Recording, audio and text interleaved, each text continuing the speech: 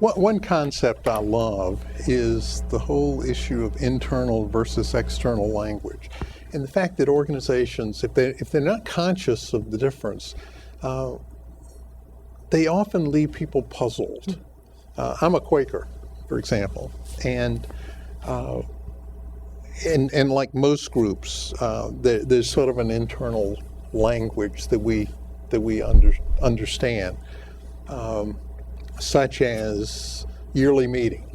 Well, if you're not a Quaker, you have no idea what that means. So if a Quaker organization sends out a letter and talks about yearly meetings and first day schools and maybe uses a Quaker term like in the light for signing a letter, and it's going to a non-Quaker who's not part of your culture, they'll left sort of scratching their head and maybe left with saying, well, who are these guys? You also find that organizations internally can talk to each other because there's a broader context in which the people that are very familiar with the organization understand, but they don't provide enough context for the person out there. One good example would be in the childcare industry, this idea of transitional living. Well, it would be very easy to approach a potential funder around transitional living, assuming, because that's internal language in that profession of the childcare area, to understand what that means.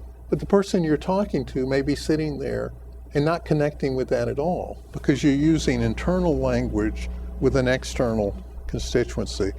One very serious place that I see it is in the context of boards, where boards often will not recognize the distinction between external and internal language. For example, around budgets.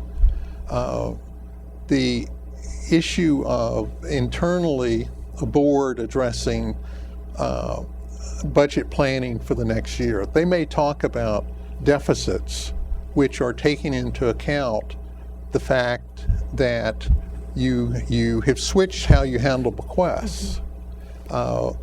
And so now you're putting bequests into endowment, and yet in the conversations externally, what is heard is your organization is going under.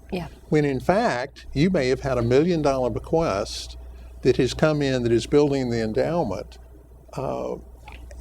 whereas the message that you're conveying externally is that we're in financial trouble. But volunteers and staff need to be very clear that the language you use internally and the language you use externally may communicate a very different message. And I think that idea is extremely important in mass-produced materials. Absolutely. Because when we're having a conversation with someone, we can read in their facial language, okay, they didn't get that at all. What I just said was misinterpreted, or sometimes it's not just confusion, it's as you said, a negative impression that we can go back and correct.